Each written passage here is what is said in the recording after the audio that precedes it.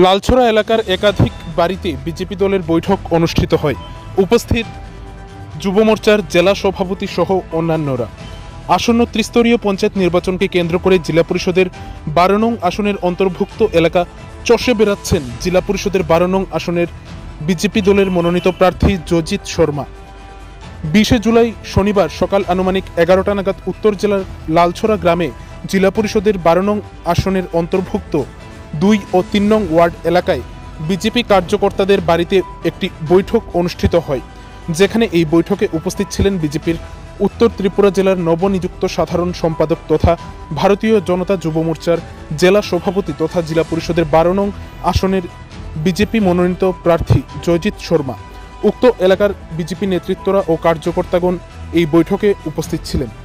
এই বৈঠকে পঞ্চায়েত নির্বাচনকে কেন্দ্র করে 2 ও 3 নং ওয়ার্ডে কী কী কর্মসূচি রয়েছে এবং 12 নং আসনে কিভাবে বিপুল ভোটে ভারতীয় জনতা পার্টির মনোনীত প্রার্থীকে জয়লাভ করানো যায় সেই সকল বিষয়ে আলোচনা করা হয়। সেই সাথে উক্ত বৈঠকে আলোচনা করতে গিয়ে 2 ও 3 নং ওয়ার্ড এলাকার জনগণদের কী কী অসুবিধা রয়েছে এবং কী কী সমস্যা রয়েছে 2 ও 3 নং ওয়ার্ড এলাকায় সেই সকল বিষয়ে অবগত হন 12 নং আসনের বিজেপি প্রার্থী জয়জিৎ শর্মা মহোদয়। উপস্থিত স্থানীয় বিজেপি নেতৃত্ব ও বিজেপি কার্যকর্তাদের কাছ থেকে